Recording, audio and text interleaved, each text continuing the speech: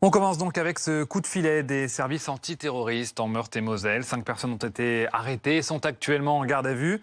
On fait le point sur cette opération de grande ampleur avec vous, Fanny Wegscheider.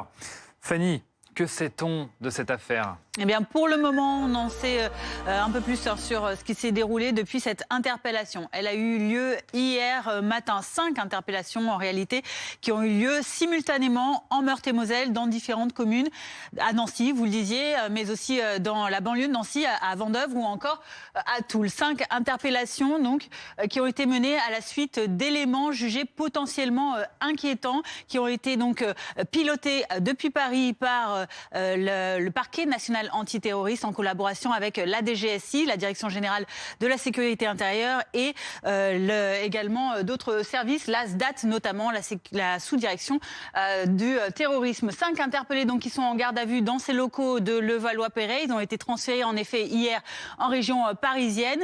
On en sait un peu plus sur eux. Ils ont entre 20 et 23 ans. Ce sont 5 jeunes hommes qui appartiennent à ce qu'on appelle la mouvance islamique.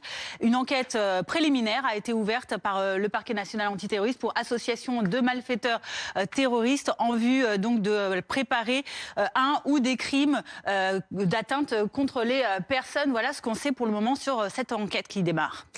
Ce coup de filet, Fanny, intervient dans un contexte, on l'a dit, de menaces terroristes très élevées. Oui, en effet, Gérald Darmanin l'a rappelé justement hier, cette menace, dans un télégramme adressé à tous les préfets de France, le niveau très élevé de la menace terroriste qui continue de peser sur notre pays, ainsi que la persistance des tensions au plan international exige le maintien d'une extrême vigilance, notamment vis-à-vis des manifestations et des lieux à caractère religieux. Précision sur ces menaces donc énoncées par le ministre de l'Intérieur hier. Regardez, il s'agit notamment, en ce qui concerne, on va le voir, voilà, en ce qui concerne le niveau urgence attentat, le niveau le plus élevé du dispositif Vigipirate qui a été augmenté donc depuis le 13 octobre et date du meurtre du professeur Dominique Bernard dans un lycée d'Arras par un ancien élève radicalisé. Mais il y a aussi les fêtes de Noël et de l'Épiphanie en début d'année, des fêtes chrétiennes qui sont déjà habituellement à risque.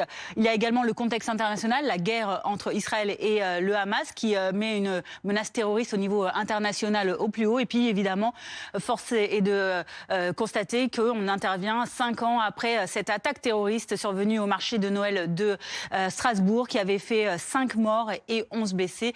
2 jours de traque avaient été nécessaires pour pouvoir neutraliser le terroriste. Merci beaucoup, Fanny. Alors à ce stade, il n'est pas avéré, on le rappelle, que les individus préparaient un attentat sur un marché de Noël, par exemple. Bien sûr, on a ce qu'il s'est passé à Strasbourg tous en tête, Fanny.